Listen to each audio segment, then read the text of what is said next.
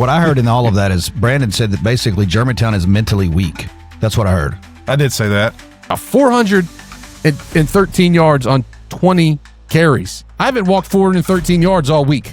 I would love for one of you suckers to go out on a limb and pick against West Point.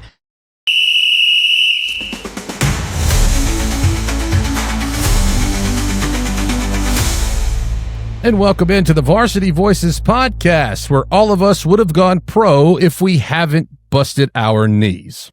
Yes. Thanks for listening in or watching, however you may be finding the show. I'm Breck Riley, the host, voice of the Kosciuszko Whippets, and as always, joined by Jared Schatz, voice of the Germantown Mavericks. Jared, what'd you like after this week? Saw a dominant effort in the first half by Germantown, and I got my Mav burger. That was huge. It's been a year, guys. Hey, Mav burger sounds good. I know someone that appreciates a good Mav burger. That's the voice of the Warren Central Vikings, Brandon Davis.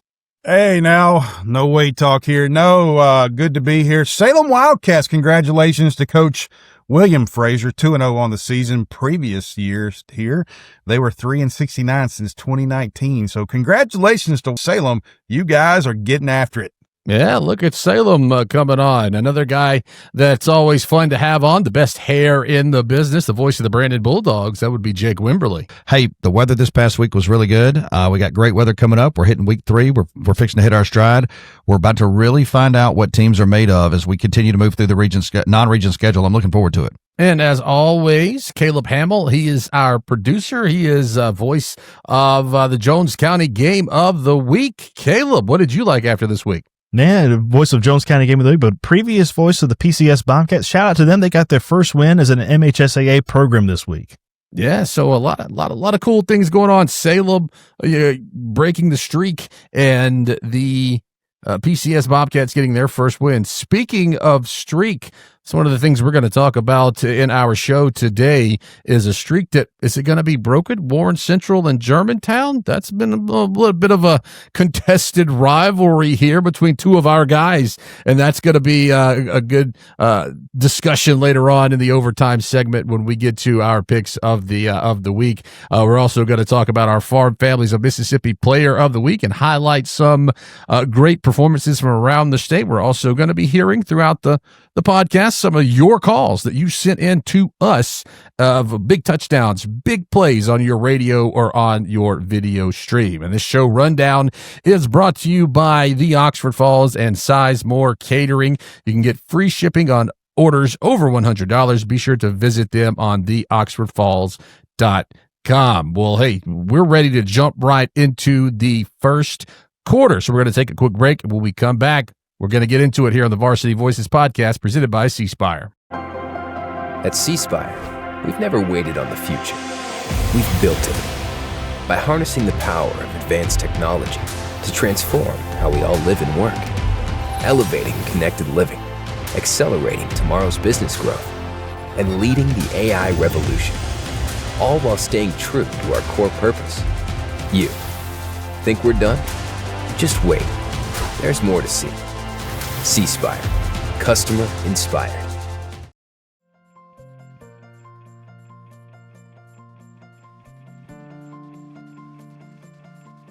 She had a good coach that pointed her in the right direction, and we were able to get to her quick enough, and she's young and healthy enough that she's going to have a great outcome. I would say the biggest difference is just how Dr. Moss explained everything. I went into my second surgery knowing exactly what after surgery was going to look like, what during surgery was going to look like, and it just made me feel a lot more comfortable and confident with my outcome. 21 seconds. 3rd and 15. White has time, loads up. He's got Johnson towards the end zone. He's got it! Magic in Gluckstadt. 30-yard connection on 3rd and long. It's Michael Johnson from King White. Welcome back into the Varsity Voices podcast presented by C Spire, where we are giving our reactions and overreactions for week 2 of the high school football season. This first quarter is brought to you by Mississippi Sports Medicine. Same-day appointments available and no referral needed. Visit MississippiSportsMedicine.com to schedule an appointment. So we'll start off with the top 10. What better place to start? And Tupelo, number one team in the state, they went up to Tennessee to play Christ Presbyterian Academy, 23-7. Not much there. Surprised that they actually got the game in. I got a buddy in the Tennessee, Nashville area, said that there's lightning delays all across the area, and a lot of the games had to be delayed until Saturday. So thankfully Tupelo got that one in. But another big one in the metro area was Brandon and Madison Central. Brandon bouncing back and getting the win there. And our own Jake Wimberly, voice of the Brandon Bulldogs, was there. Jake, tell us about this game. Yeah, look, this was the 24th version of this matchup. Coming into the matchup, Madison Central held the lead 12 games to 11. Really, it would have been even if you take the state championship game out. Of course, they put that in there with Madison Central winning the 2021 state championship game against Brandon down in Hattiesburg, 24-17. But look, this was a much needed win for Lance Pogue and for Brandon to kind of breathe a little bit. It was one of those games that was it was really close. It was a 7-7 ball game through about 2.5 quarters, really deep into the third quarter. Brandon without Tyson Robinson, he's going to be out for a number of weeks. He should be back. I'm estimating somewhere around middle of October. He's dealing with, they called it a hamstring, but it's more kind of an upper leg deal, which is much better than a hamstring. But he was out, so they did running back by committee with Preston Ashley and some others. Brandon played really good defensively. They were able to get a pick six late in that ball game. They got a field goal to ice it. So first time since 2018, Brandon has won at Madison Central. Big win for Brandon to get that win. Madison Central is going to be fine. They're very young. They'll be much better, as we know, here in the next 2 or 3 weeks. So you catch them while they're young. Brandon gets the win. They'll move on to Clinton, the oldest rivalry in the metro area, coming up next week. And Clinton, we'll talk about them, but that's a big game coming up between those two teams. Yeah, and Madison Central got a big game coming up this week as well, but we'll get to that a little bit later on in the podcast. And then this was maybe the most surprising game of the week with West Point beating Starkville. Now, no one's going to be surprised that West Point beat Starkville, but it being 48-15, that is a little bit of a shocker considering all the points that Starkville put up. But Brandon Davis, I know you're close friends with Coach Morgan up at West Point. Green Wave are rolling. What surprised me, you're right, Breck. I'm not surprised of West Point beating somebody. What surprised me, and I don't know if y'all all realize this is the first time since 2019 that they've beaten Starkville. I didn't realize that. That was huge to think. As dominant as West Point's been winning all those championships with Chris Chambliss, this is the first time since 2019 that they beat him. And how'd they do it? We talked about it last week. If you could control Kingston Johnson, keep him in the pocket, don't allow him to beat you with his feet, and then you knew West Point was going to get the offense rolling. That's exactly what they did. 49 rushes, Jake, for 398 yards is what West Point did. 8.1 a carry. Time possession was 26 minutes to 17 seconds. They just dominated the game, leaned on that offensive line, and then they played remarkable defense. Kingston Johnson didn't beat them, and that's what we talked about had to happen. But again, I think the biggest thing that surprised me, I wasn't surprised West Point won the game, but I was surprised it's the first time they'd beaten Starkville since 2019. We stick in the top 10. Number 5, Grenada took on a rival right down the road in Winona. Grenada got the win 34-14. And, Grenada's rolling. Defending 6A champ got the big win last week out of state against a team from Arkansas. Winona trying to bounce back. They got a tough one this week against Calhoun City. We might talk about that one later. But Winona, they're going to be fine. They've played up. They played South Haven and they played Grenada. And that's a 3A team playing, is South Haven 6A or 7A now? They're one of the two, and obviously 7A. Grenada is 6A, yeah. So they're playing up to their competition, and so they've played great in both of those games. So Winona's I think they're going to be fine. Germantown and Oak Grove moving on. The Mavericks get the upset of number 6, the Warriors, and it was Jared Schatz on the call for that one. So Jared, let's hear your take on this one. One of the most dominant halves of high school football I have seen in a long, long time. Germantown, fantastic. A touchdown on every drive. Oak Grove got close inside the red zone a couple of times. The defense stiffened, turned them away. Special teams kicked an onside kick after they had a big lead.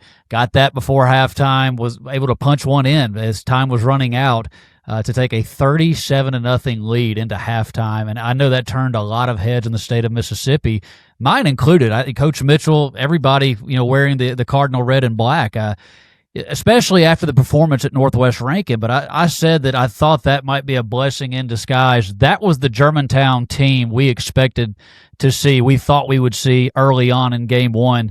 It was a week late, but boy, was it impressive. And, Oak Grove, they've got a lot of firepower after those 54 points they had against Starkville a week before. They have obviously got some defensive problems they've got to fix, but offensively, they shut down a very good offense. Germantown looked like the team we thought we would see. So the Mavericks evening up their record at 1-1. Continuing in the top 10, Picayune. They took on a team out of Louisiana, Northshore. They got the win 27-13. Brandon, I know you're a big fan of Coach Stogner and what he does, and you wanted to talk about the Maroon Tide. Yeah, Battle of the Border. North Shore, a very good program over in Slidell, Louisiana. And, Cody and them, they went over and played them and came away with a win. It was a tight game at the half, but, Picayune was able to pull away, and it was really the rushing attack of the Maroon Tide. And it all stems from the offensive line. Picayune has two really good backs, but their offensive line is really where it's at. And then the defensive line really shut North Shore down. North Shore's got a good team, but a good win for Picayune going over there, testing themselves early in the season. And finally, wrapping up the top 10, you had a number 9, number 10 matchup. Petal taking on Ocean Springs, and a number of people on this panel had Petal as their sleeper in 7A, but the Greyhounds said, hey, no, we're still here. Jared, you wanted to talk about the Greyhounds and the Panthers. Yeah, Ocean Springs, defense is their name. They have one of the best defenses in the state of Mississippi. They got enough offense to start this ball game off. That's really where all the points were scored for both of these teams in the first half. It was 27-17 was the final. Ocean Springs won the ball game, but I believe it was only a field goal that Petal got in the second half. There just wasn't a lot of scoring, but 2 interceptions for that Ocean Springs defense, a sack and a few tackles for loss. Really, they lived behind the line of scrimmage all night. But look, we said this coming into this ball game. We thought this would be a playoff preview coming up, and these two teams showed it. It was back and forth, very old school football feel, especially in that second half. Ocean Springs gets the win.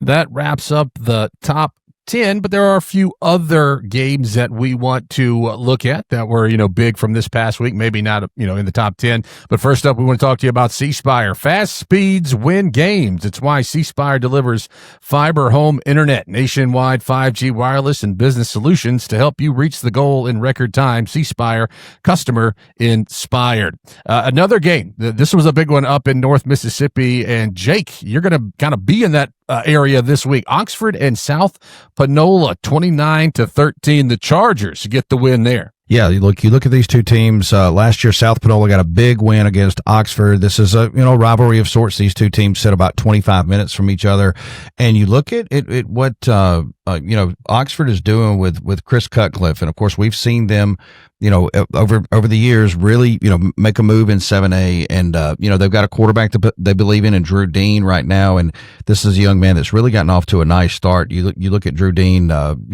for the season, 4 touchdowns and an interception. He's thrown for 489 yards. They're getting a lot out of the run game. As a collective, they're averaging around 5.5 yards per play. South Panola is a team there. They're off to an 0-2 start. They'll play South Haven coming up this week. That's still a really good South Panola football team. Again, we'll get a chance to visit with them on Tuesday and talk more, nuts and bolts about their program. But this is a big win for Oxford. Oxford, remember, they moved from Region 1. Now they're down into Region 2. So that's going to make that Region 2, 7A region even more perplexing, so to speak, when you start talking about, Jared with Germantown and, Madison Central and Oxford and Clinton and, somebody's getting left out of this.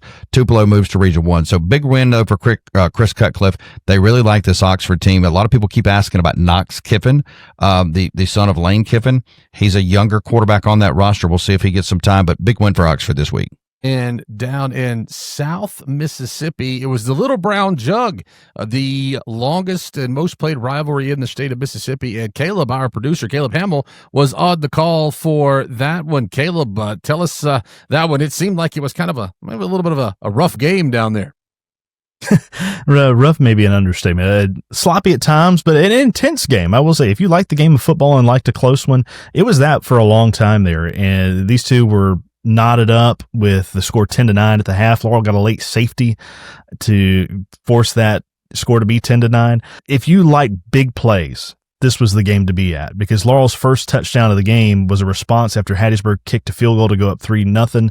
A 90-yard kickoff return touchdown gave them their first and what I believe was their only lead of the game.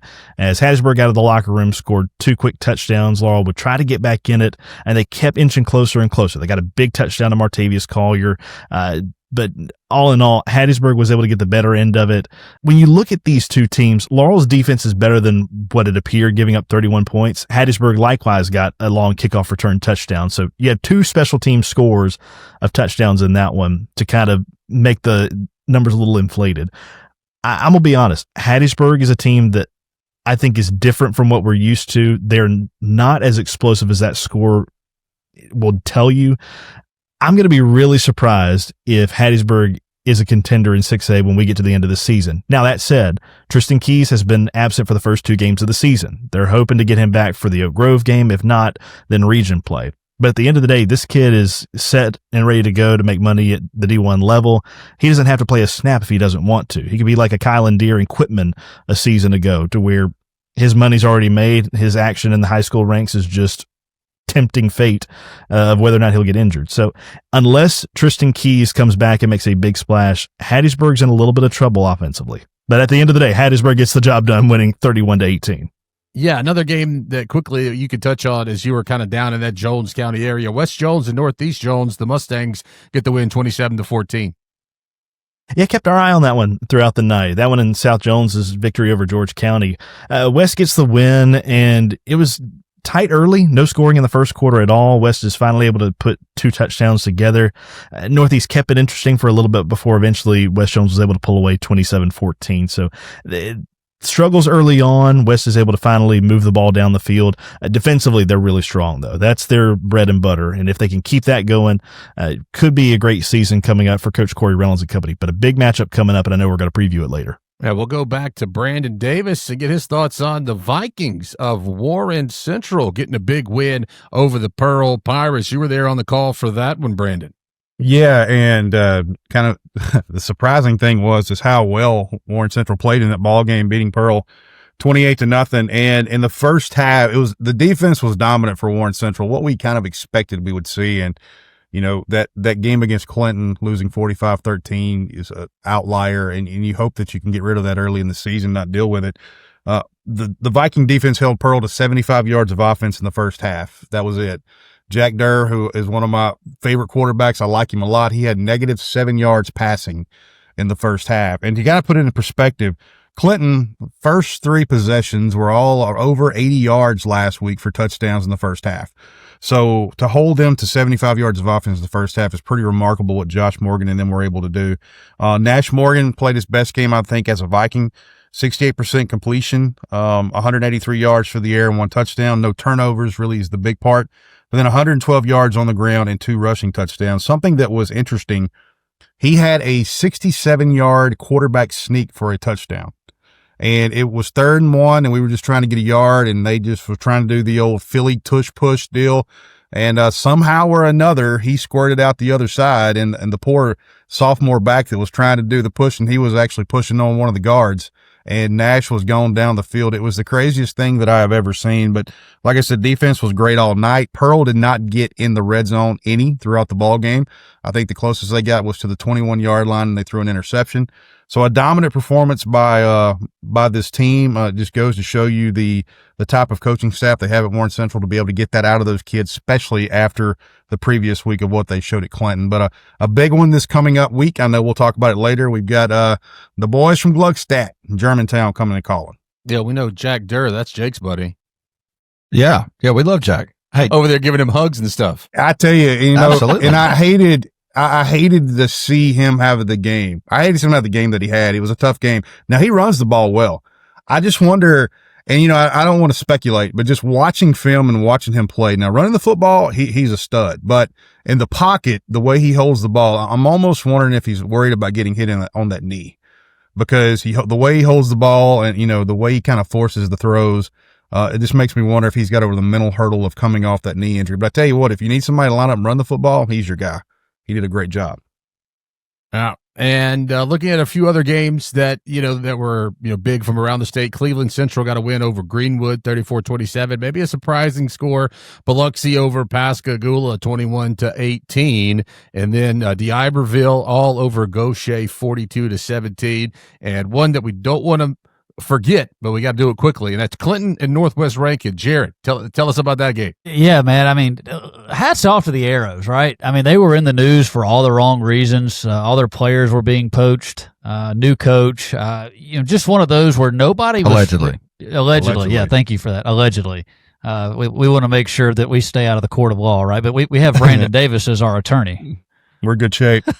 Great shape. But all that, hats off to the Arrows, right? I mean, they're the team that, all the news, new coach, new system, and I know he was there, but you've got to, put your spin on things, right? And Hammer Morgan, I mean, what a football name. I mean, that's one of the best names there is. But defensively, they are wrecking people. Brandon saw them in week 1. They only gave up 13 points to Warren Central in week 1. And then Northwest Rankin, coming off that big win against Germantown, they forced 6 turnovers, guys. 6 turnovers, and beat Northwest Rankin 19-11. Hats off to the Clinton Arrows, man. They are really off to a good start, 2-0, especially after a tough season a year ago. That's a look at our reactions and overreactions from the 7A, 6A, 5A, sort of the bigger schools here in our Mississippi Sports Medicine first quarter. We are going to take a break. When we come back, we're going to have more reactions, but for some of the smaller schools. You're listening to the Varsity Voices podcast presented by C Spire. Hey, it's me, Gus the Gopher for Atmos Energy. I dig all around the yard. Occasionally, I bump into a utility line and get a headache. But if you hit one with your shovel, backhoe, or ditch digger, you could cause a gas leak, disrupt service, or worse. So call 811 at least 3 business days before you or someone else digs in your yard to have those underground utility-owned lines marked. It's free and it's the law. You dig what I'm saying? For more on safe digging, visit atmosenergy.com/811. From the seed, and the soil grows row after row. We take care of this land, using just the right amount of our natural resources and never more than we need. We are only one of thousands, but we are united as one to grow the food, fiber, and shelter you need every day. Because Mississippi needs us. Mississippi needs farmers, the farm families of Mississippi. 3.5 to go in the first quarter. James fakes to Kingston MAIS, looks over his options, clears it to his left now. The pocket breaks down, so he runs for it inside the 20. Pruitt James the 15, down to the 10, down to the 5, cuts it back again. Touchdown, Raiders! Pruitt James does it all!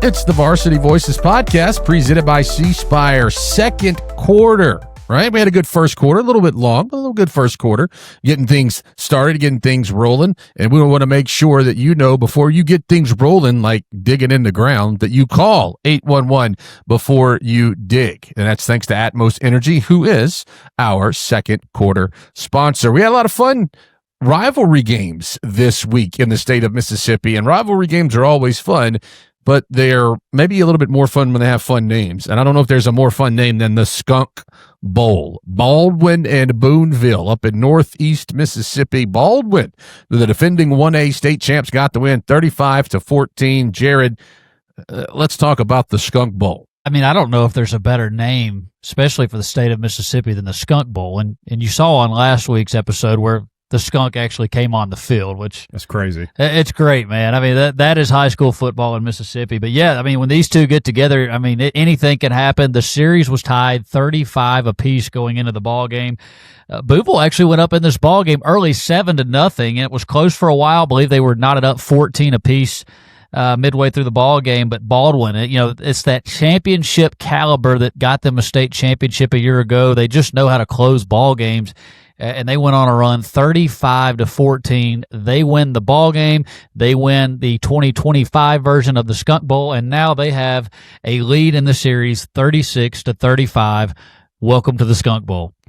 The Skunk Bowl, man. As you said, I mean, I don't know if there's a better name for a game, but if there is, it's at the completely other end of the state of Mississippi, down in the Bay area, and that would be the battle for the Crab Trap. St. Stanislaus and Bay High. St. Stanislaus won that one 20-14. And Brandon, I know you're from around the coastal region, so you know a little bit more about the Crab Trap game. Yeah, we played Bay High back in the day from Greene County. That was a long bus ride down to Bay St. Louis from where we are. But these are two schools. We talked about them last week. They are in the backyard of each other. They go to church together. They go to, they probably played youth football and things together. These are friends. They know each other. But this was a good game. It was a tight game for most of the game. St. Stanislaus was able to pull out 20-14 win, but young man that plays for Bay High, and Bay High didn't get a lot of, they've had some downtime. They don't get a lot of press, but they've got a young man named Q Victor. Okay. He does everything but drive the bus. He's a sophomore, 5'8", 150 pounds. He plays quarterback. He returns kicks. He does a little bit of everything. He's going to be somebody to watch in the coming years, but it was a good game. Of course, a rivalry game. You throw the records out the window. We talked about both of these schools, Bay High losing bad to, Pearl River Central, and then, Forest County AHS put it on Stanislaus, but Stanislaus comes away with a victory. There is some promising talent down there on both of these teams, but like you said, that and the Skunk Bowl, I don't know how you can have a better name of a rivalry. Kid named Victor, like his last name's Victor. I mean, that's a great last sports name. Is Victor. Yeah, first name's Q-U-E, Victor. Great name. It's like if you're a pitcher. Like I always say, if you're a pitcher and your name's Ace. That's fantastic. But Victor's a pretty good one. We'll definitely follow his career. Want to follow him. Another rivalry game, a little bit more simpler in terms of name, but it's still a big one. It's the second. We talked about the Little Brown Jug, which is the longest one, I believe. The Simpson County Superbowl may be number 2 in terms of most played, and this time it was all Mendenhall. Jared getting the 47-14 win over the Trojans of McGee. You know, when we had our preview show, I thought this Mendenhall team was one heck of a sleeper, and I mean sleeper by the ultimate definition. They went 4-6 last year, and head coach Monroe Allen and the Tigers, a lot of people are saying, maybe they're 2 years away. Well, I mean, they beat a good Ridgeland team to start the year, and here they are playing a McGee team that was, a game away from South State a year ago, and they get the win.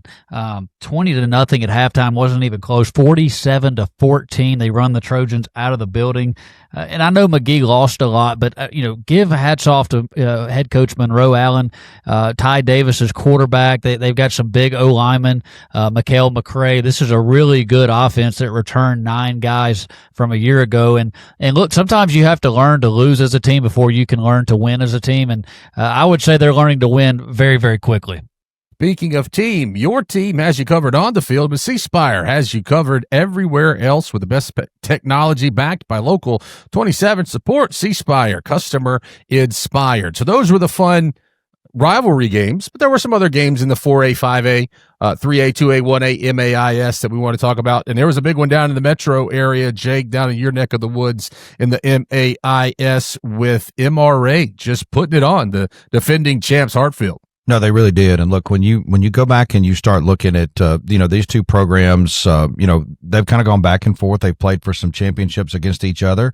MRA, we know the history there with Herbert Davis and everything that he has been able to do. Really good quarterback coming back. They're an older team than Hartfield. I mean, Hartfield, back-to-back MAIS Class 6 or now Class 4 champions. So they're sitting there kind of, to be the man, you got to beat the man mentality, but they're a younger football team. Still really good. But, props to MRA. Look, they've missed this championship. They've fallen short over the last couple of years. Herbert Davis and that group of people over there in Madison, they want to get back to this game. That was a statement win for them, and not just a statement win. That's a big win for them. So, they may see each other again coming down here in the play, down the stretch in a couple months in the playoffs. But big win for Herbert Davis. Not surprised. I mean, look, they had a close loss here coming up. Week 1, got a win week 2, big win week 2, and then of course win week 3. Everything is rolling, for MRA. Jared? I was going to, one correction when you got done, Jake. I was going to say, I said Mendenhall beat Ridgeland, but no, they were very close in that ball game. So I want to give kudos to the Titans. Me and Brandon Davis were very high on them to start the year. So no. And we want to talk about some more games that featured smaller schools beating bigger schools. You look at Biggersville, Northeast Mississippi, that one year when they had Trey Gunn, that they won football, basketball, and they were they were either close to winning baseball or they did win baseball. I can't quite remember, but Biggersville beats Tishomingo County 45-12. You look at a team like Raleigh, who a lot of us said in our preview, maybe Raleigh a little bit of a sleeper there. They beat a Newton County team 44-21. And of course, I got to show some appreciation to the Ethel Tigers and Coach Junior Graham. They're 2-0. And they beat a 3A team, and this week they beat a 2A team in St. Andrews, 46-21. Coach Graham's got the Ethel Tigers rolling, and we're going to talk a little bit more about what they have this week coming up, because that's going to be a big game in Ethel this week. But starting a look at some other games that were from this past week, and I know that Jake wanted to talk a little bit about his pal, Coach Carter, and the Oilers. That's another school that's small and beat a big school. They are. And look, let's put some context behind this. Prior to this past Friday, Quitman and Heidelberg had only played 15 times. And Quitman, this was only their second win. Heidelberg, this was only their second win against Quitman in 16 tries. So they are 2-14 against Quitman. And when obviously they got a big game coming up versus Madison Central here, who was 0-2. But this is a team that only has one state championship. They've got 5 district championships. Not a lot of history, but what Coach Carter has this team doing right now is unbelievably remarkable. And when you look at some of this, and you look at some of the stats here, Kraft, a quarterback that's back for them, already 4 touchdowns and no interceptions. Collectively, they are rushing the football at a 5.2 yards per clip. And then of receiving wise, you look at it just a still young receiving more, Jacaden Moore, one of the receivers there. He's averaging around 25 yards per catch earlier. So check that, 20.5 yards per catch. So this is a team that we expected, I think a lot of us talked about, to dominate, especially when they get into region play and they get into the classification play. They're going to, a tough loss against Knoxville last week. They get a big win against Quitman, only the second one in the history of the program. This program is going to be really good this year. And look, a lot of these guys, they come back next year, which is not good for 2A. Brandon, another smaller school that beat a bigger school, Choctaw County, the 3A defending champs. They take on a New Hope team that's pretty good. They beat New Hope 35-24, and that was a game that the Chargers had to show some resiliency. They had to come from behind to win that one. I'm going to tell you, we talked about Warren Central last week when, they got done with Clinton not wanting to be in practice on Monday morning. If I played for New Hope, I'd be the same way this week. Alan Glenn, he's a great ball coach. He had a great career when he was at Amory. He went down to Petal, didn't do quite as well down there, but he's come to New Hope, and they quietly went 8-3 last season, 1-1 on the season. But this is a game against Choctaw County. We know how good they are over out of Ackerman, and they had Choctaw County had 5 turnovers in this ball game. New Hope forced 3 turnovers first part of the ball game, and this was just a tight game. New Hope actually went in up. They were leading this game going into halftime. I believe the score was 17-7 going into half, but in the second half, just way too much of the running attack from Choctaw County. Jeremiah Miller, KJ Cork, they just put it together and scored 28 points in the second half. But Ty Brooks, quarterback from New Hope, a young man, he runs that offense well for him. He had a touchdown for Coach Glenn's team. But, New Hope, they forced 5 turnovers, wasn't able to come away with this. And that's going to be a game that Coach Glenn and his staff's going to go look at and wish they had another shot at it. We'll take a look at a couple of 4A teams here. Louisville and Shannon. That was a big one that we thought that maybe could be one of 2 times these teams meet. Shannon was actually up early in that ball game, but Louisville comes back and gets the win 29-18. How about Leake Central, the Gators? They're 2-0. They went down and took on traditional power Wayne County. The Gators get a 49-38 win over Wayne County. And excuse me, Jake Wimberly. Let me adjust my hat real quick, Jake Wimberly, and talk about the Kosciuszko Whippets getting a 42-0 win over the Eagles of Florence. And Whippets did the whipping. They did most of the whipping this past weekend, didn't they? Yeah, Kosciuszko did not get stopped offensively. The only times they didn't score was when fumbles. They fumbled the ball. And the stat that I love was Kosciuszko ran 3 plays in the third quarter.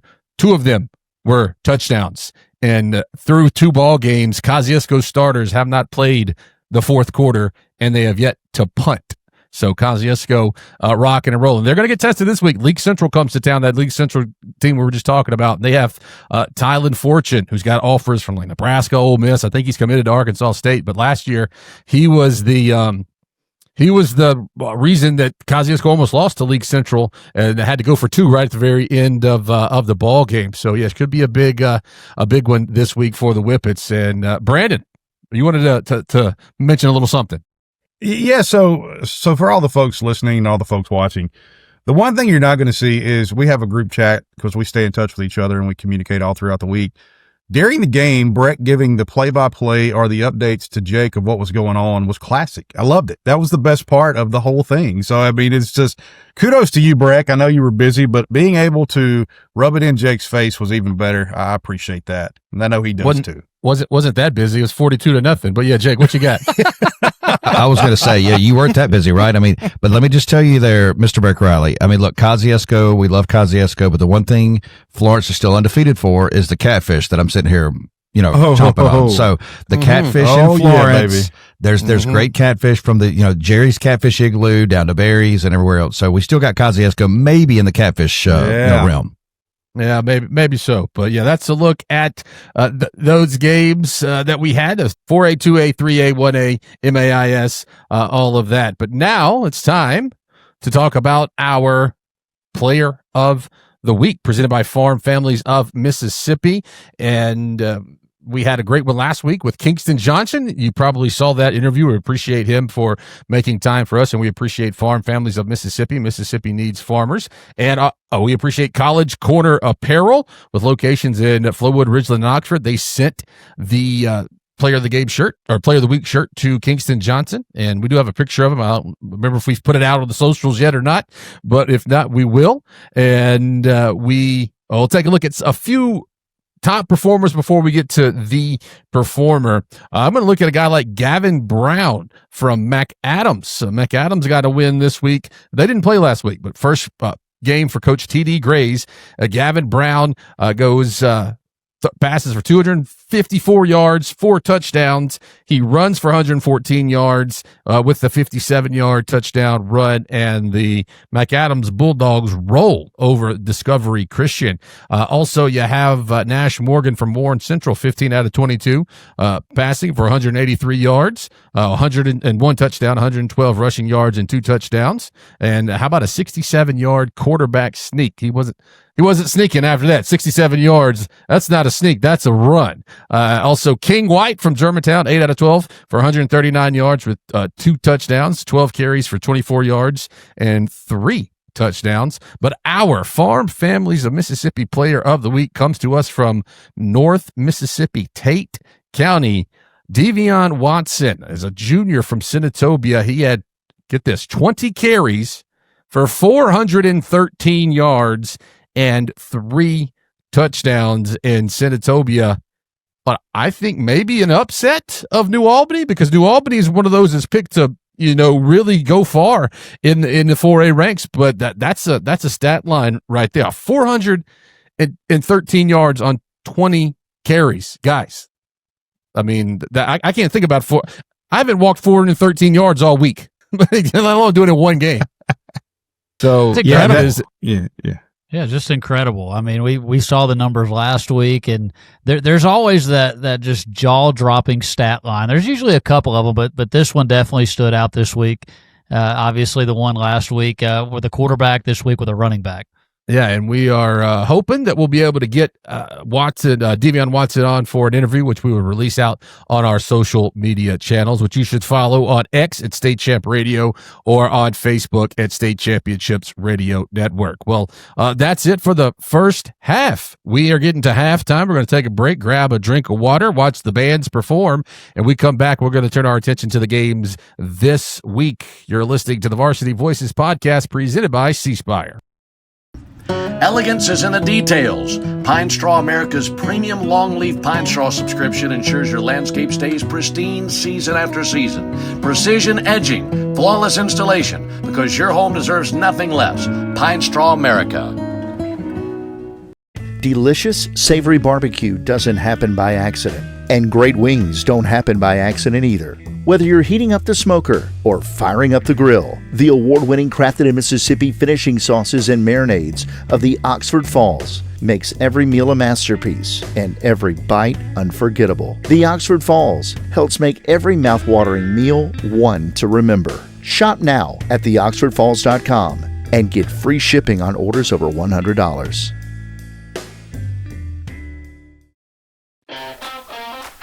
Every job starts with the right equipment. At Empower Rental Group, we've got what it takes to get you moving fast. Empower Rental Group has it all to get the job, large or small, done right. From pickup to delivery, we're your trusted local rental partner. Rent online at renterg.com. That's renterg.com. Or come by and talk to our friendly team today. Empower Rental Group, built for the job. With a man in motion is Hutchins to the right side. Smith's going to take the snap, hand to Michael Stevens. Actually, he's going to keep it and work his way down toward the goal line and into the end zone for the Jaguar touchdown. Trip Smith faked the handoff to Steven, kept it himself, and worked it right down the middle of the field for the touchdown for the Jaguars. We're back after halftime here on the Varsity Voices podcast presented by C Spire. Third quarters are presented by Empower Rental Group, or ERG. You deserve a better rental experience. You can rent ERG.com.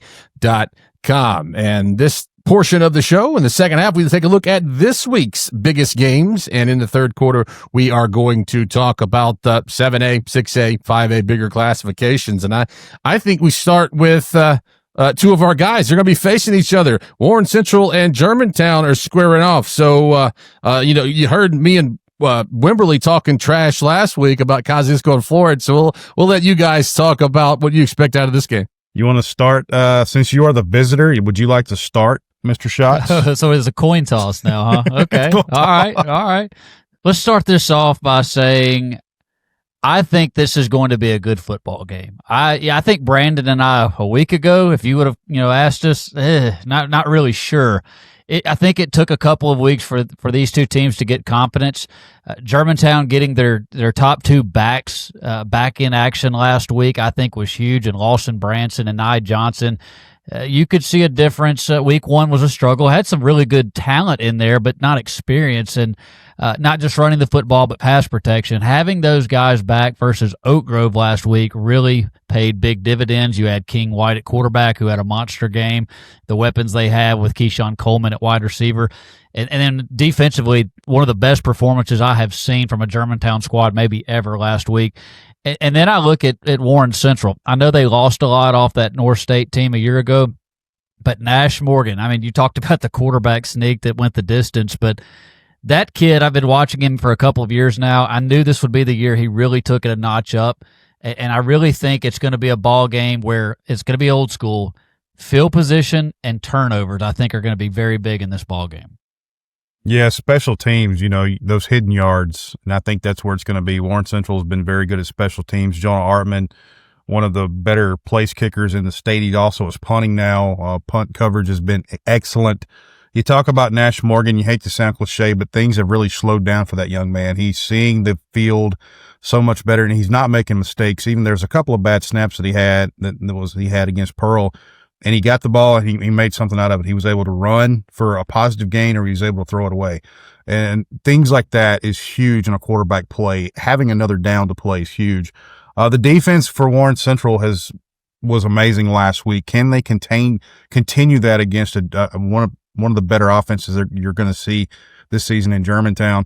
And then the offense for Warren Central, they've had a 100-yard rusher both games, even Clinton and last week against Pearl. So the offense has really been the strength of this team so far. The one thing that I would wonder about this game is the mental hurdle for Germantown to get over and get a win against Warren Central. They have never beaten Josh Morgan. Josh Morgan's 6-0 against Germantown, and even teams that were more talented than Warren Central, somehow or another, they hadn't been able to get over that mental hurdle to beat them. So it's going to be interesting to see how it goes. But I really agree with Schatz. This is going to be a kind of an under the radar, outstanding game this week.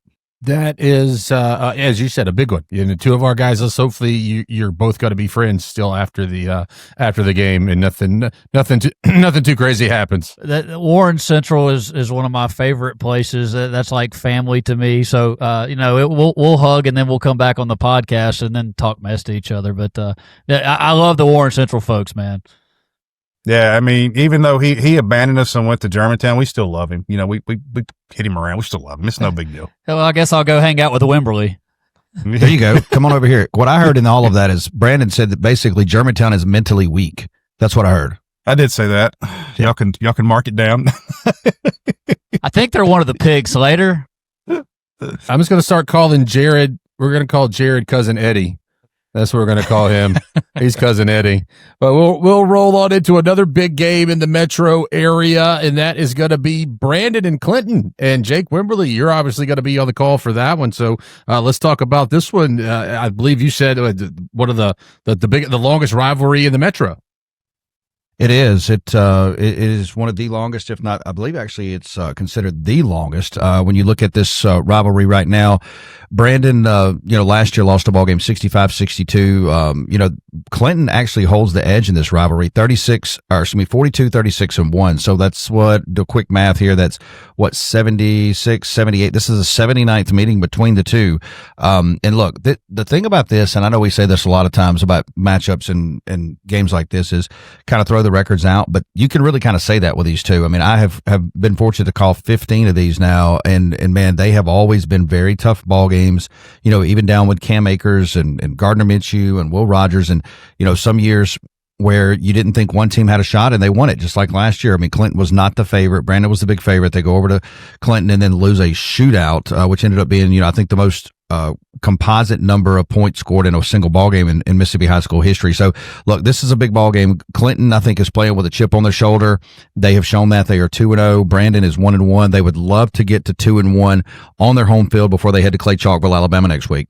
Jake, I want to ask you something about Brandon. It was all the points under Sam Williams that Brandon put up the last few years, but the fact that Brandon can win these close games like the Madison Central game, obviously we know the offense is still good, but defensively they can play some of these low-scoring games. I think that's going to play huge dividends down the road for the Bulldogs. No, I think you're right. I mean, and look, as talented as Brandon is right now, and what they have been, what they're trying to find right now is a wide receiver 1 and 2. Remember, let's not forget this. Sladen Shack has not thrown a touchdown pass this year. I think through 2 ball games. Part of that, it was obviously, is a competition, but then 2, losing Jay McQueen and Quincy Phillips last year, that was a big deal. Now, so they're trying to replace the 2 best receivers off this team.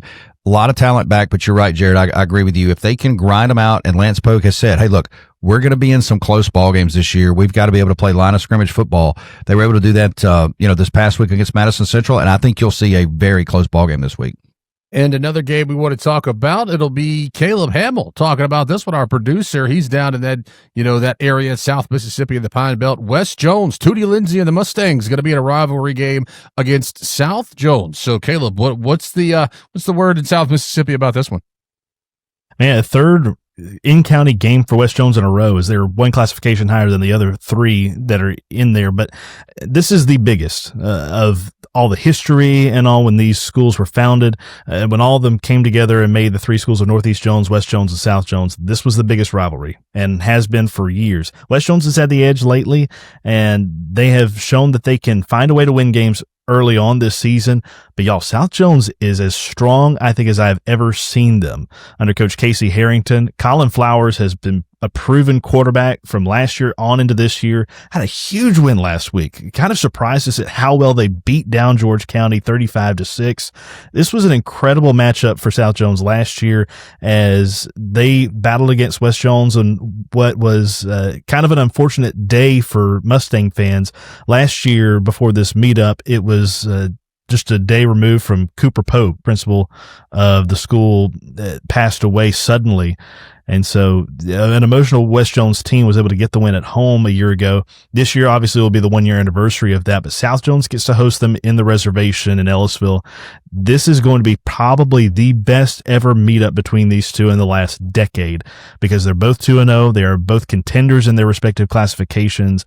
I expect a full 4-quarter ball game. It's going to be a great one. And that's how you sell a ball game if you're, a fan of either the Mustangs or the Braves. Caleb Hamill saying it's going to be the best one. But as he mentioned, South Jones got a big win last week over George County, and we'll go a little bit quickly here as we talk about a couple of rivalry games. One of those is with George County, and it is George County, Greene County. Brandon, your neck of the woods. They're battling for the bell.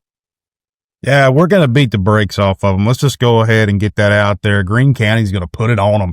All jokes aside, George County is, lost a lot. Deuce Knight graduated. They had an outstanding senior class last year. And Greene County really is, they have the good senior class now. Jace Matthews, one of the better wide receivers in the country, committed to Auburn. They're undefeated. But I'm going to tell you a guy that I really like at Greene County is Gage Stinson, the quarterback. He is a senior this year, 6'3", $170. He's thrown 6 touchdowns so far this season. Like I said, Greene County is a team that's averaging 38 points a game so far in their first 2 weeks. But Stinson, he's a 70% completion rate, 6 touchdowns, no interceptions. He's really making this team go. Larry Dolan coming in, running a wing tee, and they kind of modified that to use Jace Matthews and what they have out there on the edge. But this is a good Greene County team that is going to make some noise in 4A football. And another one that's going up in North Mississippi, and Jake, we've talked about it. You're going to be there some this week. Oxford and Lafayette, the Crosstown Classic. That's always a fun game. No, it is. I mean, you look at these two teams that have played now. Oddly, they are tied 26-2. And of course, the last time out, Oxford won 45-0. And of course, we talked about Chris Cutcliffe and what they did against South Panola. Lafayette right now, they're trying to get the motor going, so to speak. I mean, you look at Lafayette, a team that has 3 state championships and all here recently, 2010, 2011, and 2016. They're off to a kind of a slow start. Or they lost to Saltillo. They did beat Memphis Woodall out of Tennessee. So when we kind of set this thing up, just a little backstory for in one of our partners here, Mississippi Sports Medicine, on this road tour, we were talking about coming through Oxford, and they said, well, hey, if you can't do Oxford, if you don't do Lafayette, because of the dynamics up here. So we decided to do both. Look, this is a big rival. It's one of the biggest in the states. It should be fun. High expectations for both of these teams, and should just be a great weekend in that area, for Oxford and Lafayette. A few other games we want to give quick mentions to maybe lost a little bit of their luster because these teams thought they might have been 2-0 or something along those lines. But you're looking at it like Ocean Springs and Pascagoula. Ocean Springs is 2-0. Pascagoula, just got beat this past week. Then you're looking at Oak Grove and Hattiesburg. Oak Grove's coming in 0-2. Who would have guessed Oak Grove is 0-2 coming into that ball game? And then you look at a Madison Central taking on a Brookhaven team that a lot of people think might be the favorite down in South Mississippi in 5A. So those are some other games that we're looking at that maybe, as I said, didn't really get they kind of lost a little bit of luster with their records. But that does wrap up the third quarter. And one thing we want to mention before we get to the fourth quarter is throughout the podcast, you've been hearing or seeing, depending on where you're watching or listening, the plays of the week submitted by play-by-play broadcasters around the state, whether it's a radio call or whether you have a video stream or something. We love it. We want your calls. You can send them to us. You tag us in them on X or on Facebook. Last week, I think we got someone texted them to me. We had them on X. We had them on Facebook. I know some of you guys got some calls sent to you. And so we want them all. We want all the calls so that we can showcase the kids, showcase the athletes that do their plays, but also showcase the guys that do what we do. They do play-by-play, and, they are the voices around the state. So on X at State Champ Radio and on Facebook at State Championships Radio Network. Wraps up the third quarter. We're going to put the fours up and get to the fourth quarter. You're listening to the Varsity Voices podcast presented by C-Spire. When your AC goes out, your sink leaks, or your breakers are tripping, you need help fast from someone you can trust.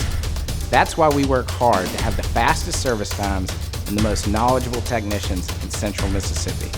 Our promise to you, at your door in under 24. So don't wait days for others to show up. Call Environment Masters for hassle-free plumbing, electrical, and AC. At your door in under 24, because it's not cool to make you wait. Never settle when building or remodeling your home. You may think you can't afford brick, but you can. For less than $1 a day, you can own a full brick home. The money you save on painting, heating, and cooling costs, along with lower insurance, will put money back in your pocket. Go to CherokeeBrick.com to see how affordable brick really is. Spend less, save more on the look you want. Cherokee Brick. Life's just better with brick. Genuine Mississippi, grown and raised and crafted, made genuine. Mississippi.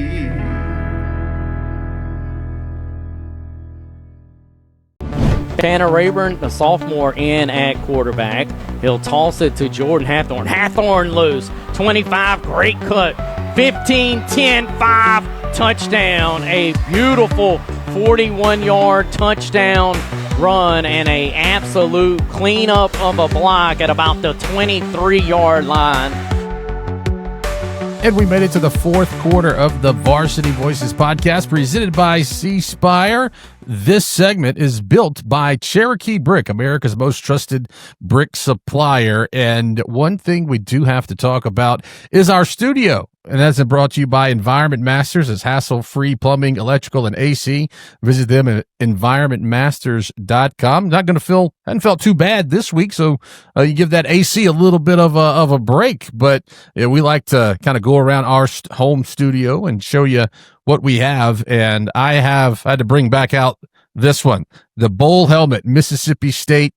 From the Outback Bowl. You're supposed to call it the Reliaquist Bowl. Not to me. It's the Outback Bowl.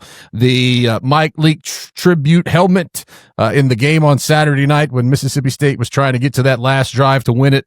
I brought it out and kind of used it like a crystal ball. I was just rubbing it like this, and you're welcome, Mississippi State fans, for that. And so I said, I don't want to take all the credit. The Pirate is probably somewhere hanging out and having a good time, but I had to bring it back out and put it on the shelf. Brandon, we always love what's going on in your studio. What's in the back there on the whiteboard this week? Hey, cereal mascots. And how can you go wrong with Tony the Tiger? I mean, there has been some debate over Lucky the Leprechaun, this, that, and the other. Toucan Sam. I've got some honorable mentions. Our dear friend of the show, Richard Russo, head coach at North Panola. He got on to me because I didn't have Fred Flintstone. But, Breck, I don't really look at that as a cereal. It's more of just a cartoon. But any rate, we love you, Richard, but you're wrong. It's Tony the Tiger. And that's what we got this week. You had Fred Flintstone for Cocoa Pebbles and Fruity Pebbles. It would be like when John Cena was a Fruity Pebbles mascot. Do you consider him a cereal mascot? No, not really. But like I said, Tony the Tiger. I mean, that's cut point. That's it. Hey, you missed it, man. Fred Flintstone, man. He pedals his car with his feet, bro. I mean, come on. Dude's tough as nails. Thurl Ravenscroft, the guy that voiced Tony the Tiger, also voiced the song You're a Mean One, Mr. Grinch. Hey, yes. Yeah, some historic voice there, also used in the Disney parks on the Haunted Mansion ride. Anytime you hear a really deep voice, it's usually Thurl Ravenscroft. Great guy. Right. I agree. I love Tony the Tiger. He should have been a play-by-play guy. Definitely should have been. But also, got to give some love to Count Chocula. He's got to get on there. And the honeycomb guy, me want honeycomb. You remember that guy? That little sort of honeycomb. Me want honeycomb, right? That was we don't know if he was on some type of recreational drug or some sort. Oh, he 100%. He 100% was. He was. I mean, we're family friendly here, and Sugar Bear. I got him honorable mention. We got a lot of young fans out there that want our autographs. I didn't want to do anything to make their parents upset at us, so I couldn't put Sugar Bear. We got to keep it family friendly, Breck. Yeah. Okay. Well, I get it, but. Okay, we'll get out of the cereal mascot game and back to football mascots and talk about some of the games coming up this week in the smaller classifications, 4A through 1A, and maybe some MAIS. And while Brandon's here, we'll go ahead and talk about one of the big ones this week. West Point's taking on Noxubee County. That's a big one. And that's going to be a fun ball game. You've got the defense of Noxubee County going up against that rushing attack of West Point. B.J. Payton, a linebacker I really love that plays for Noxubee County. But, with what West Point was able to do last week against Starkville, going in against that team and do what they did, I think it's going to be very hard for Noxubee to slow them down. And that's going to be another great matchup that you have up there in the Golden Triangle. In another big matchup of very, very talented teams right here in my neck of the woods, Louisville at Holmes County Central. And knowing, the area, and I know a lot of the folks I talk to, see a lot of folks from Holmes County here, a lot of folks from Louisville here.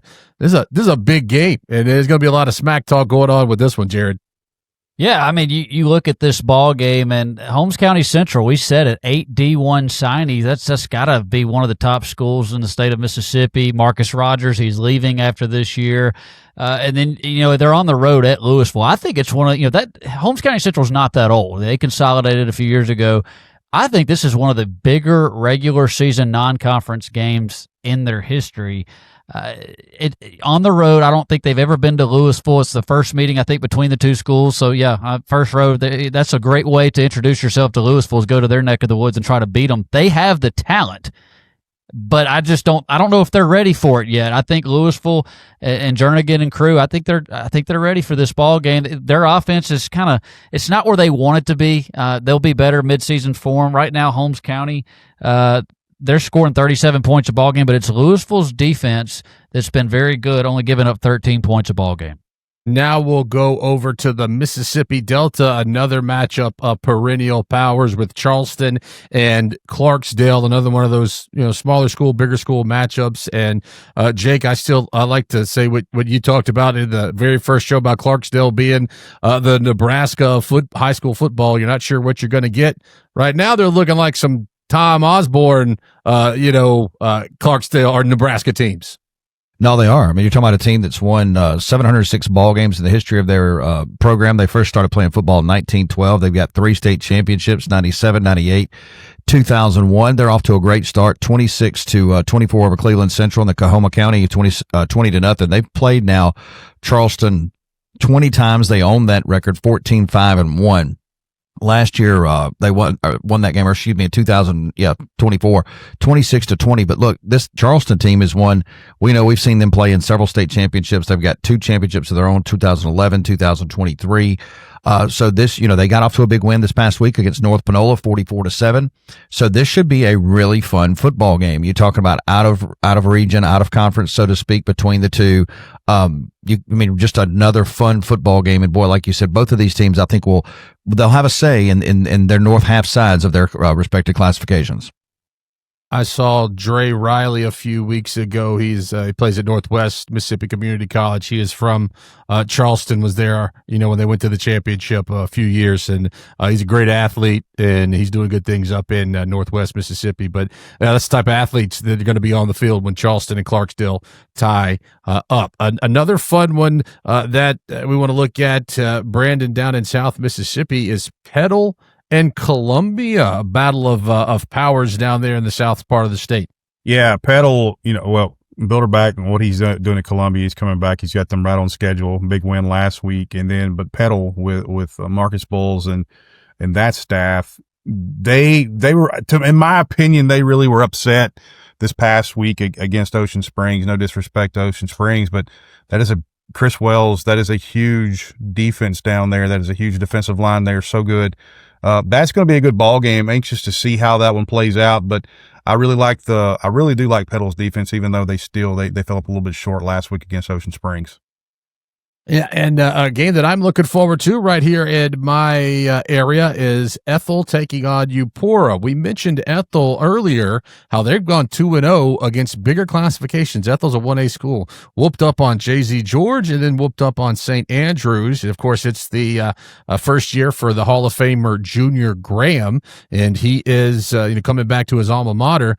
But now coming to town this week is his former school, Eupora, and he coached at Ware. Then he left to go to Eupora, won a state championship at Eupora, and so I'm really excited about this game because obviously with the Junior Graham dynamic there, but for Ethel, I'm nothing against J.Z. George or St. Andrews, but you're looking at Eupora as a team with pedigree. They're a team that has a lot of notoriety, and they're a bigger school, so a great test for this Ethel Tigers team in Coach Junior Graham's first year.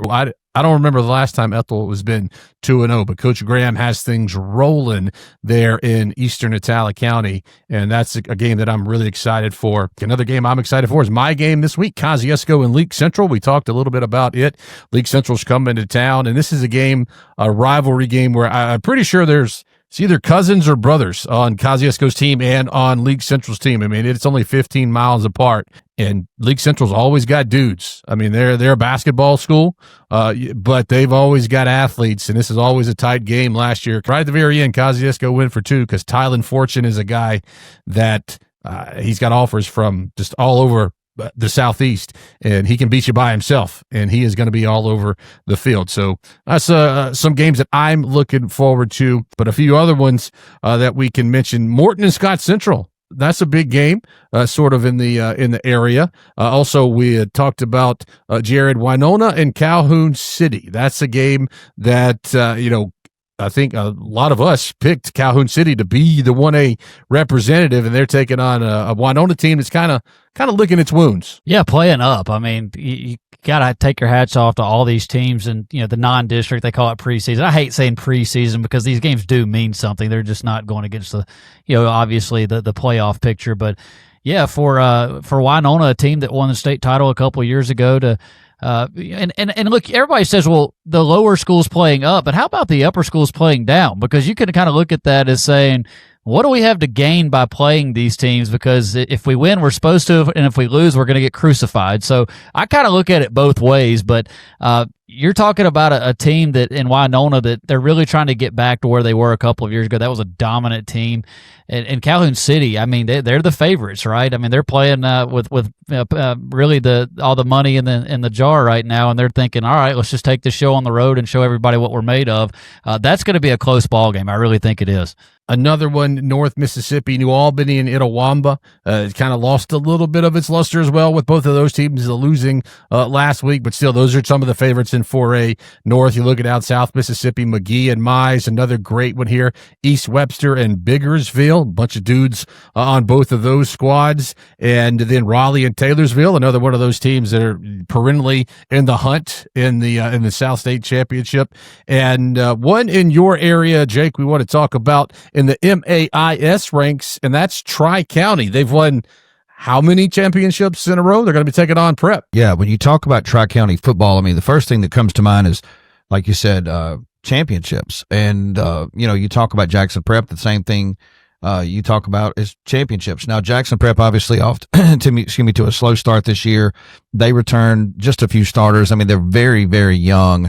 And, Tri-County and Jackson Prep have actually never met in a football game. This will be the first time that they have met. You look at Tri-County, though, I mean, they're off to a heck of a start. They beat St. Aloysius 46-0. They beat Canton Academy 44-0.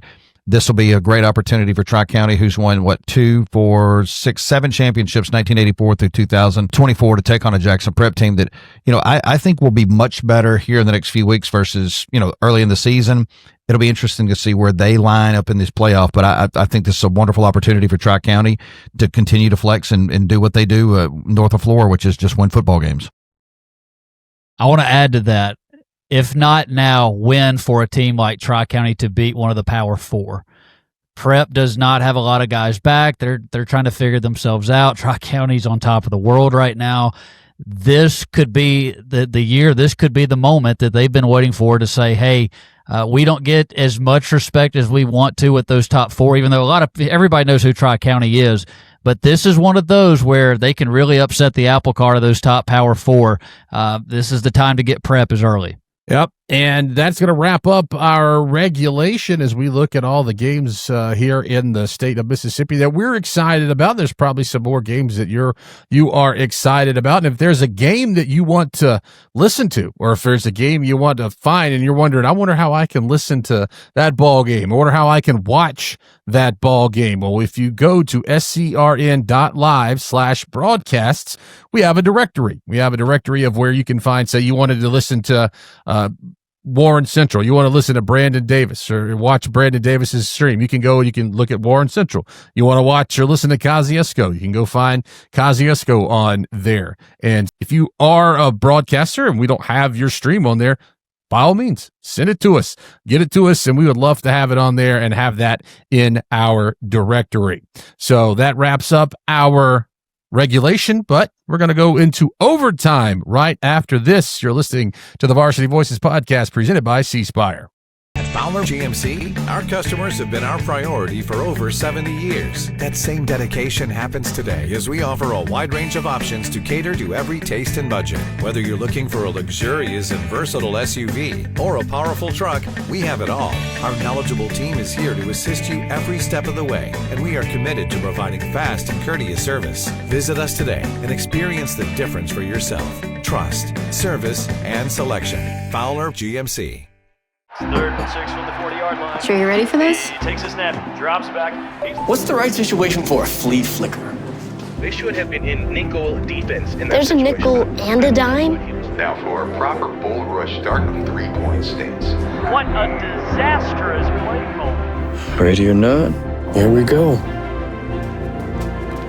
Hey, Dad. You can call me Coach. It's amazing what C Spire's nationwide 5G network can connect. C Spire, inspired by you. Elegance is in the details. Pine Straw America's premium longleaf pine straw subscription ensures your landscape stays pristine season after season. Precision edging, flawless installation, because your home deserves nothing less. Pine Straw America. And welcome back into Overtime here on the Varsity Voices podcast, presented by C Spire. Overtime is brought to you by Fowler GMC and the drive to the championships. They built their reputation on trust, serving Mississippi since 1953. In Overtime, we like to make our picks for our state champ 7, or the 7 games of the week in our pick'em. And we have to say thank you to our guest picker last week, Brian Haydad from Super Talk, Mississippi. And he did an admirable job. The guest pickers are a little bit below 500 in their so far here on this season, and we will have another guest picker this week. Could be another sports personality, could be another politician. Who knows? You'll just have to wait and find out on our socials. But we are going to go ahead and get ready. We'll give you the leaderboard. Jared Schatz, the boss, is sitting up there at top at 12 and 2. It won't last, but I'm enjoying this moment. And then you got Brandon Davis at 10 and 4. So that's a good one. Jake Wimberly is sitting there at 8 and 6. And then you got Caleb Hamill and myself right there, even at 500. And now it's time for our picks, brought to you by Pine Straw of America. Keep your yard looking perfect all year round with Pine Straw of America, experts at premium longleaf pine straw. Join our exclusive subscription program and enjoy fresh, flawless straw on schedule every season. Pine Straw of America, fresh year-round. Check out their 4.9 out of 5 review on Google. First game is a big one. Brandon and Clinton. Jared, since you're the winner, you get to go first. Lucky me. I feel like this is NASCAR. I'm way out in front. You're just getting in the draft, ready to blow my doors off. So here we go. Blue shell. Look, blue shell. Yeah. Well, it's a long season, right? It's a marathon, not a sprint. Oldest rivalry in the Metro. Brandon got the win that they were looking for. Clinton's hot, flying under the radar. At least they were. People are starting to catch on. I like the Dogs in this matchup. I know Clinton's been very, very good, especially defensively.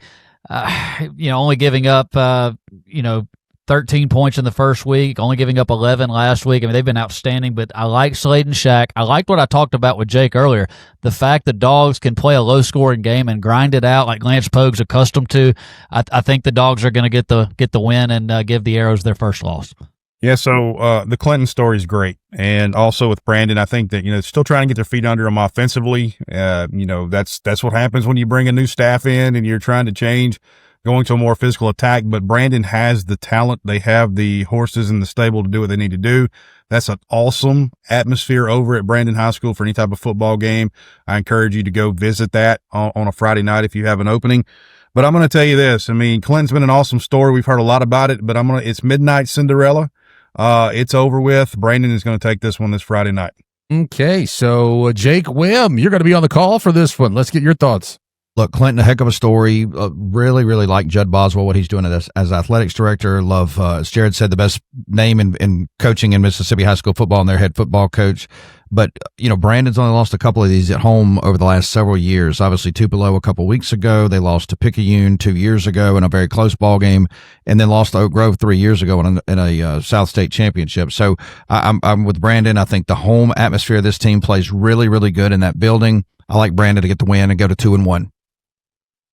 Yeah, Clinton won this game last year in what was an upset, and I think Brandon wants to remember that in the back of their heads, use that as bulletin board material. They're going to get the win again.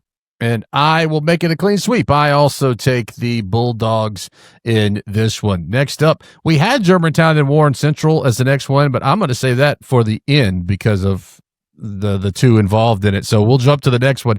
Oxford and Lafayette, a Crosstown Classic up in North Mississippi. Jared, what are you thinking about this one? Man, I love Coach Chris Cutcliffe. I think he does more with less. That's not a slight to Oxford. They had some tremendous talent a few years ago when they made those state championship runs. I don't know if they have the talent they used to, but they're just as well coached as they've always been. Quarterback Drew Dean. Lafayette, I think they're still trying to find themselves right now. Give me Oxford.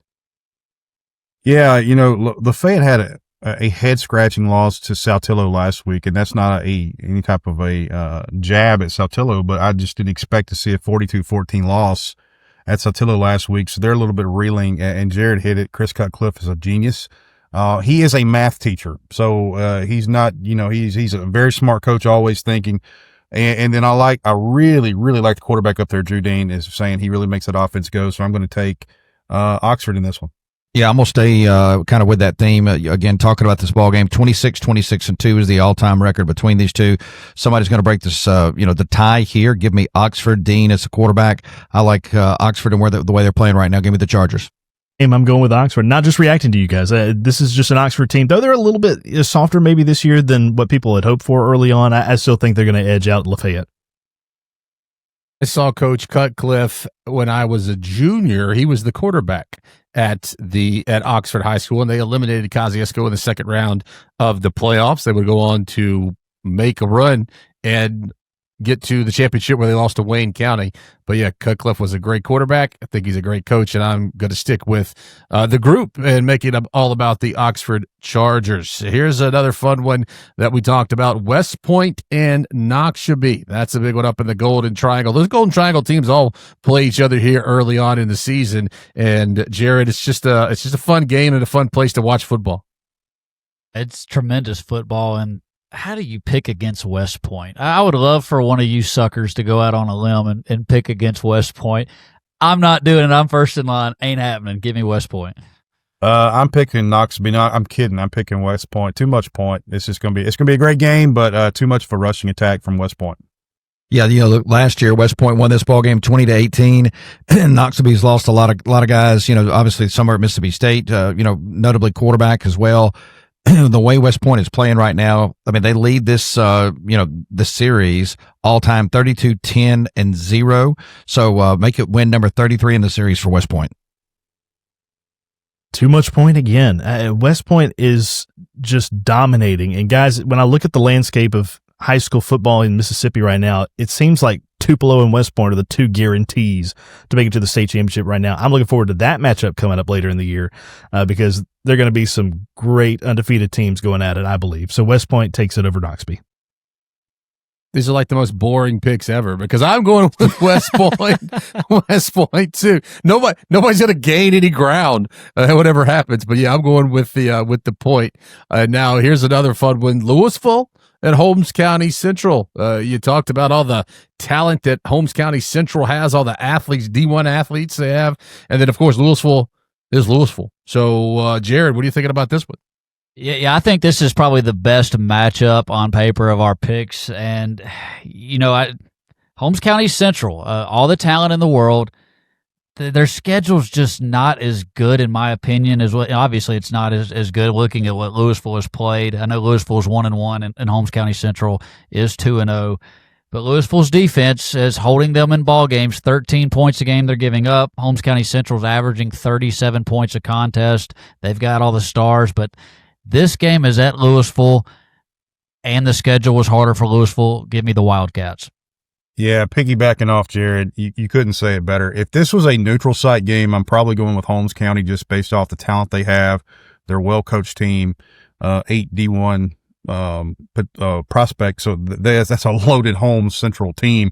But I tell you what, this game being in Louisville, Winston County, there's something about it. Louisville, they're starting to get their feet under them. They've played a tough schedule. I'm going to have to take Louisville in this one. Yeah, guys, I think I'm going to have to buck the trend here. Give me Holmes County Central in this one. Like you said, all the talent. I mean, look, they've played one time. I think it was about 5 years ago. Louisville got the best of them. So, Breck, we can't stay the course here. Somebody's got to break it. I'm going to try it. Give me Marcus Rogers here, Holmes County Central. Well, thank you, Jake. That allows me one more spot that I can try to move up and break all this up. I'll take Louisville. Yeah, I like the Wildcats in this one. I said it last week on the podcast is the talk here in Kosciuszko. Obviously, Kosciuszko and Louisville, big rivalry, and the way things are going looks like it could be headed for a fun showdown, but it's all been about the talk about Louisville and that defense and what they can do and what we saw what Louisville did to West Point. West Point only had 9 points against Louisville's defense, and then they put up 40-something points against Starkville. That should tell you how stout the Louisville defense is. Give me the Wildcats in that one. Going over to the Mississippi Delta. There'll be some good food at this one for sure. Charleston and Clarksdale are squaring off. And Jared, what are you looking for out of the land of the Delta Blues? I think this is going to be a closer ball game than what everybody thinks. You've got Marcus Flowers and you've got Charleston. They've been to the state title the last 2 years and 2A, won one of those. But Clarksdale's playing some good ball right now, and I know they're a higher classification. You flip a coin on that, as far as I got to go Clarksdale. I almost pulled the trigger and went Charleston, but I'm in the lead. I can't do it. I got to go Clarksdale. Such a chicken. I tell you, what Don Taylor's doing at Charleston is remarkable. He has a great quarterback in Devin Olive. You talked about Flowers, just a remarkable back with 33 touchdowns last season. But Clarksdale, I like Clarksdale as the team that's getting their feet under them. They're playing well. They beat a very good Cleveland Central team early in the season. The defense is giving up 12 points a game. It being in Clarksdale, I'm going to have to go with the Wildcats of Clarksdale. Yeah, 706 wins overall for Clarksdale. They've owned this series 14-5-1. They won this game last year 26-20. Give them another one to make it win number 15. Put me down for Clarksdale. All right, this is where Jake and I go back to our difference in scores. I'm going to go Charleston on this one. I just like Charleston from the history of the state championships over the last few years. They've matched up with Heidelberg back-to-back years. I still think they're a very potent team. Though they're going to be on the road, they're still a force. I like Clarksdale in this one coming into the season. I was thinking 4A North, Louisville, Shannon, Amory, Kosciuszko. Now I'm looking squarely at Louisville, Kosciuszko, Clarksdale definitely added to the mix. And so I'm going to go with Clarksdale. And now we get to a little bit of the smaller classifications. Winona and Calhoun City. Calhoun City 2-0. Winona going 0-2. And Calhoun City is expected to be the cream of the crop in 1A. Winona, won a championship a few years ago, but 0-2, but they've played up. They played South Haven and they played Grenada. So this is a tricky one, guys. What do you expect out of this one, Jared? Yeah, this is very tricky. We saved the best for last. Well, almost. I'm sorry. We skipped one. We're coming back to that, Davis. You just stay put, pal. All right. On this one, man, this one, I still don't know. I have not made up my mind. So here we go. I am going to say that Calhoun City is going to knock off the big boys, and I think they're playing really good football. I think they're going to pull it off this Friday. I like Calhoun City because MD Jennings is a phenomenal coach in a smaller classification. He always coaches those boys up. They might have changed classifications based off school size, but they still field a good-sized football team. And this is a Calhoun City team. They're averaging 52 points a game on offense and only giving up 6 on defense. And you have a Winona team that's kind of reeling, trying to figure it out. I have a feeling that they may be pressing in a game like this, so I'm going to take Calhoun City at home. Calhoun City is 3-8 all time in this series, only a winning percentage of 27%. But as Brandon said, they're scoring the football at a high rate, 56 in game 1, 48 in game 2. Shut out at Coffeyville in game 1, only gave up 12 in game 2. Give me Calhoun City to get the win and move this series to 4-8. Still in favor of Winona, but I like Calhoun City. Man, I just have a hard time picking Calhoun City. It's kind of an unknown for me. I'm going to play like Chuck Berry and say, don't forget Winona, as he did in Route 66. I've got to go with the Tigers there. I like the Tigers too. They lost to South Haven by 1, and they played Grenada very, very good. And Grenada's the favorite in 6A. And like I said, they're only a few years away from they winning a championship. So that Winona squad's not going to stay down long. I'll take the Tigers. And so now we'll go back and turn the page back to the big game that we wanted to talk about here. Germantown 1-1 taking on Warren Central 1-1. And I say we buck the trend here rather than Jared and Brandon going first. The rest of us will give our picks and then we'll let them two duke it out there. So I'll go first and go with I like Germantown in this one. I know they're going on the road, right? And so Germantown, the Mavericks, I think they got a lot of confidence from that win against Oak Grove. So I will take the Mavericks in this one. Throw it to Jake and Caleb, and then we'll let those two do their dance. You know, last year Germantown lost this football game 56-23. Warren Central has the record in this 6 wins to nothing. And, you know, when you look at Warren Central and the way they played last week, I mean, look, Germantown played well as well, played very, very good as well. I think both teams are going to be factors in their sides, but I think the win stays and the streak stays with Warren Central. Give me the Vikings at home. Is this kind of reminiscent for me of 2 years ago whenever Germantown got that big win over Starkville? Just kind of surprised everybody with how dominant in that win they were. They kind of fell off the map right after that one. Do they have a steep fall off after this? It remains to be seen, but I'm kind of with Jake right there. I think Warren Central pulls this one off. I do like Germantown. I think it's going to be a really good ball game, but give me the Vikings. All right, gentlemen. Jared, you go first. Boys, the streak is coming to an end. It's over. We're going to sink the ship. The ponies are going to be riled up. They're coming in. They're healthy. Brandon's already given us bulletin board material. He said we're weak-minded. Look, hey. He did. I heard him say that. He did. He said it. It's on video. No, I didn't. I just it's on video. But it's on video. In all seriousness, we have our 2 running backs back, Lawson Branch and Nye Johnson. It was a different feel to the ball game this past week because we were falling forward. It felt like, every time we would, the running backs, every time they got hit, even at the line of scrimmage, or if they needed a tough yard or two, we were able to fall forward. That was something we weren't able to do in week 1 versus Northwest Rankin. I really like Germantown because of the seniors on offense. I think this is going to be a very close ball game. I think it'll be low scoring. I think if really the first team to maybe 25 may be the winner in this ball game. But I'm going to say Germantown because Brandon Davis has the bulletin board material. I'm about to send it over to Coach Mitchell right now. Hey, let me give him something else. The only thing good about Germantown is the Maverick Burger in the concession stand. Okay, no, I kid. I love Germantown. It is good, though, yes, man. It's fantastic. No. The Mav Burger has got jalapenos on it. It's phenomenal and great people over there. Now, I'll say this. These are 2 programs that are a lot alike, well coached on both sides, a lot of athletes. They probably have more athletes than we do, a lot more talent than we do. Our coaching usually helps us in these types of ball games. And, but I've talked about it in earlier podcast. I love Germantown. There's so much talent on this team, but they haven't been able to get out of their own way with some of these big games. And I think about what Warren Central did with Madison Central a few years ago. We could beat just about anybody we wanted to. We could not get over and beat Madison Central. It took some time. This game is going to come down to special teams, in my opinion. You're going to have to find those hidden yards. And when you're looking for that, I give the nod to Warren Central for 2 reasons. One is being at home, a lot of excitement because this will be the first home game of the season for Warren Central. And 2, we have fantastic special teams. So I'm going to give the nod to the Vikings, but this is going to be a phenomenal ball game this Friday night. One more thing to add.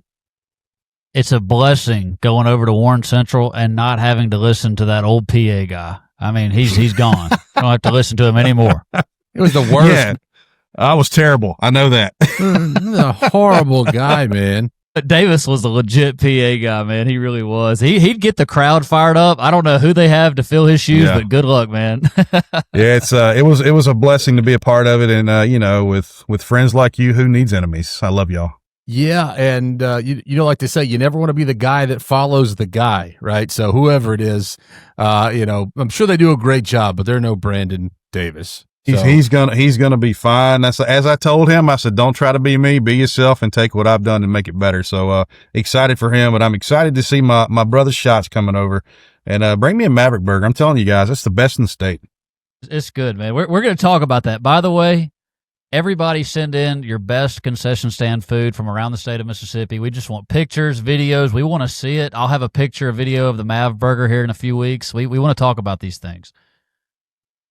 I went somewhere, they have the deep fried honey buns and deep fried Oreos. So that's definitely something that we want to see on the podcast. Well, that does wrap it up for this episode of the Varsity Voices podcast presented by C Spire. We thank you all for joining us, whether you're on YouTube, Spotify, Apple Podcasts, wherever you might be. Be sure to like, subscribe, and if you feel so inclined, to give us a rating, if you will, preferably a good rating, but be honest with yourself on the rating. But that does indeed wrap it up for our entire crew. For Jake, Caleb, Brandon, Jared, Breck, Riley, we are the Varsity Voices. Genuine Mississippi, grown and raised and crafted, made. Genuine Mississippi.